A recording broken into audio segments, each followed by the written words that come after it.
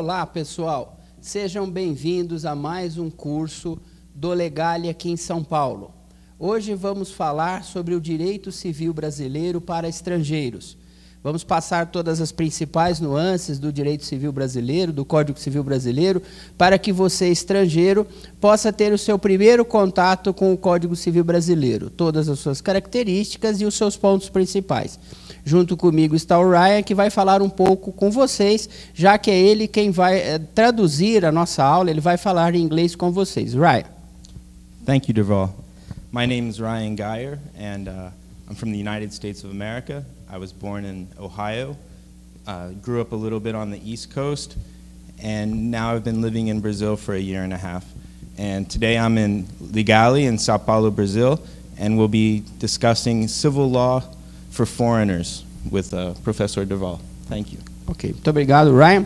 Bom, eu gostaria de dizer a vocês que o Código Civil brasileiro não tem muita dificuldade. Ele é um código estruturado, ele é um código bem completo, não é? E ele vai trabalhar justamente os temas que nós vamos falar agora. Por exemplo, o livro 1 do Código Civil brasileiro trata das pessoas. Então, nós temos aí dois tipos de pessoas: a pessoa natural e a pessoa jurídica. A pessoa natural é aquela que provém da natureza, né? É aquela que nasce, é o ser humano, nasce de uma mulher. Então, nós chamamos aqui no Brasil de pessoa natural. O Código vai trabalhar a personalidade e a capacidade dessa pessoa natural. Logo depois, o Código vai tratar das pessoas jurídicas. Na realidade, uma pessoa que veio da natureza e depois a pessoa jurídica. Isto é, aquela que não provém da natureza, mas do intelecto humano. Por isso que nós chamamos ela de pessoa jurídica. Nós vamos dividir essa pessoa jurídica aqui no Brasil em pessoa jurídica de direito público. Nós vamos trabalhar aí os estados estrangeiros, né? A União Federal, os estados nacionais, os municípios, né? E depois, para frente, nós vamos trabalhar as pessoas jurídicas de direito privado. Aí são as empresas, as fundações, os partidos políticos e as entidades religiosas. Tá? Então, agora, eu vou passar a palavra para o Ryan, para que ele possa falar sobre o livro 1 para vocês, traduzindo para o inglês. Por favor, nós podemos, então, inserir. E agora, o Ryan vai falar um pouquinho para vocês, não é, traduzido aí nessa questão referente ao livro 1. Ryan, ok? Pode subir? Ok? Aqui. Thank you, Derval. So the first book of the Civil Code, the general part, the first book of the general part, deals with people. First is the natural person, which arises from nature in the sense of a human being, his personality and ability. Later on, the code deals with the legal entities, which do not come from nature, but from human intellect, dividing them into legal entities of public law. For example, foreign states, the federal government, states, and municipalities in general, and legal entities of private law, companies, associations, foundations, political parties, and religious entities. Ok, right. Então, agora, nós vamos falar um pouquinho sobre a segunda parte, você pode passar para nós aí, sobre aquela segunda parte do Código Civil brasileiro, né? Que nós vamos falar justamente sobre os bens. Né? Então, aqui, porque assim, você que é estrangeiro, no Brasil nós temos o quê? Nós tratamos primeiro das pessoas. Né? Então, agora que nós já tratamos das pessoas, nós vamos trabalhar, então, a parte especial. Nós saímos da parte geral e estamos entrando na parte especial do Código. Right? Então, aí nós temos as obrigações. Né? As obrigações são divididas em 3 tipos: obrigação de dar, fazer e não fazer. E o Código vai tratar de como essas obrigações se transferem, como elas são pagas, né? Que nós chamamos aqui no Brasil de adimplemento, pagamento, e como elas são extintas, como elas terminam.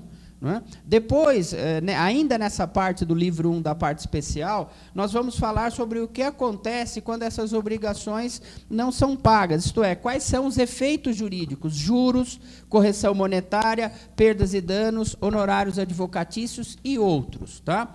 Então, ainda nesse sentido, né, nessa parte, nós vamos falar sobre os contratos. Nós temos as obrigações, depois os contratos.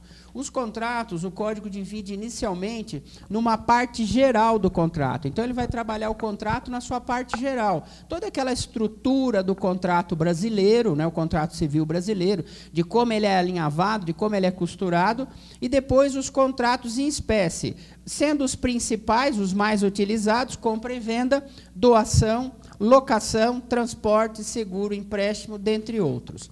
Nessa parte do código ainda, nós vamos ter as empresas, que são aquelas sociedades comerciais brasileiras, né? Depois nós temos aí da empresa a figura do empresário. Não é quem é o empresário, né? Como é que ele é visto no direito civil brasileiro, e essa empresa, como ela é constituída e quais são as relações dessa empresa com terceiros. Ainda nessa parte, né, nós vamos trabalhar no direito das coisas, que são as questões referentes à propriedade. A propriedade no direito civil brasileiro, a posse e a propriedade. Então, nós temos aí, justamente, as duas principais são a posse e a propriedade.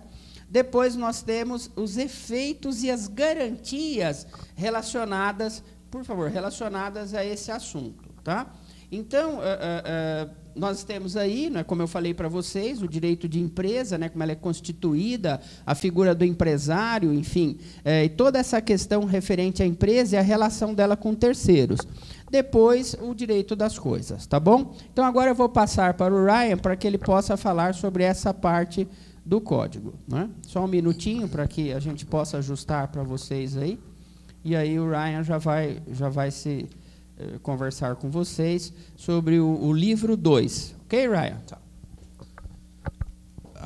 So the second book of the Civil Code of Brazil, the second book of the general part of the Civil Code of Brazil, deals with goods. And with regards to goods, the code divides them into movable, immovable, divisible, indivisible, and others, as well as mutually considered, principal and accessories.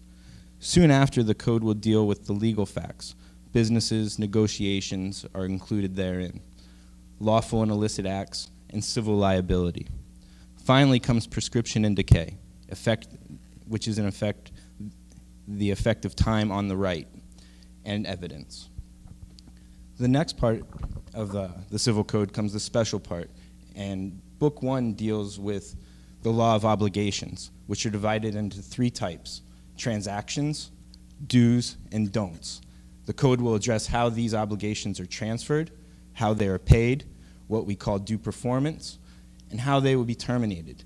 It will also provide for what happens when these obligations are not paid. That is, what are the effects: interest, inflation, adjustment, damages, attorney's fees, and others. Next comes the part pertaining to contracts, which the code initially divides into general information and types of contracts. The most commonly used types of contracts are buying and selling, donation, rental, transport, insurance, loan, as well as others. Ok, Ryan. Então, nós já estamos aí ultimando o Código Civil Brasileiro. Nós deixamos o Código, então, ele vem em toda essa estrutura, né, das pessoas, das obrigações, dos contratos, né, depois o direito de empresa, depois a posse e a propriedade, né, enfim. E ele finaliza, o Código Civil Brasileiro vai finalizar com o direito de família e as sucessões, né? O direito de família nosso, nós vamos começar estudando aqui no Brasil o casamento, né? Depois do casamento, as relações de parentesco. Nós temos aí a filiação, a adoção, o poder familiar, etc., né? Dentro da área da família, além de ter toda essa questão de parentesco, nós também temos o regime de bens entre os cônjuges, né? Entre esses parceiros, né? E a administração dos bens dos filhos menores. Depois nós temos os alimentos, depois da família, né, de todas essas relações de parentesco, nós temos os alimentos, que é justamente o dever dos pais em dar aos filhos todo o sustento para que eles possam se desenvolver. Aí não se consideram só os alimentos físicos, né, alimentar comidas, por exemplo, mas também a escola, né, enfim, tudo isso daí está tratado nessa parte, né. incluindo o bem de família. Não é? O que é o bem de família? É uma proteção que o Brasil dá àquela casa, àquela residência onde a pessoa tem o seu domicílio. Tá?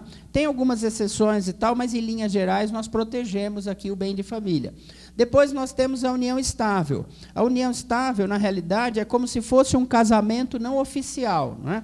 Ela é uma união de fato, é a condição das pessoas que vivem maritalmente, sem, contudo, oficializar essa união, não é? Sem, contudo, ter, né, o casamento, essa relação jurídica. Ela fica numa união estável. Então, aí nós temos a questão referente à oficialização dessa união estável como se casamento fosse. Não é? E é visto nesta área do direito, que é a área da família. Por fim, nós temos justamente, como nós começamos o Código com a vida, nós terminamos o Código com a morte. Não é? Então, nós chegamos na sucessão. Então, o Código ele começa com a vida e termina com a morte, que é a sucessão. Nós vamos dividir em sucessão em geral, né, onde está toda a estrutura do direito das sucessões, depois a sucessão legítima, né, que é aquela em que se passa para os filhos, enfim, né, via processo de inventário e tudo mais, e a sucessão testamentária, tá, em que é realizado um testamento. Nós vamos suceder, nós vamos transferir esses bens para os nossos entes, enfim, para aqueles que estão destinados na legítima ou na sucessão, através de um inventário e partilha. Então, nós temos aqui toda a estrutura do Código Civil Brasileiro, não é? E agora eu vou passar a palavra para o Ryan, então, ultimar esses dois últimos livros e nós encerrarmos, então, a nossa aula. Ryan, so 1 second. Okay. And, Proximo. Okay. Thank you, Derval. So the book 4 of the Civil Code, the special part of the Civil Code, deals with family law, which begins with marriage, and then family relationships, affiliation, adoption, parental rights, and others. Within the family area, we also have the property regime between the couple and the administration of the goods, such as clothing, education, to the minor children. The duty of the parents is to provide the necessities to the children, which is also discussed in this part of the code, including the family's well-being, protection of the property the couple uses for their residence. The stable union, de facto union, or as we call it in the United States, common law marriage, is a condition of people cohabiting without formalizing the relationship with marriage, or civil union. And this is also seen in this area of the law. Special part, Book 5 of the Civil Code deals with the law of succession, and it's divided into general succession, legitimate succession, the testamentary succession, and this is for the purposes of both inventory and sharing after death. Ok. Qual foi o nosso intuito hoje aqui? Nosso intuito, meu e do Ryan, e do Legale aqui em São Paulo, foi passar para você, estrangeiro, algumas das principais pinceladas do Código, aí, tratadas aqui numa aula destinada a você, para que você possa ter esse primeiro contato com o Código Civil Brasileiro. O Legale agradece a sua atenção, agradece a sua audiência. Nós queremos vê-lo aqui em outras oportunidades. Então, eu vou passar agora a palavra ao Ryan, para que o Ryan possa fazer, então, a sua despedida. Ryan. Thank you, Derval. Thank you for watching the video. We hope this is the first of many. Today we just touched briefly on the civil law of Brazil and how it's divided and some of the main points. And in the future we hope to go into this in a little bit more depth. It's a privilege to be working with Professor Derval, and thank you very much. Tchau, pessoal. Muito obrigado.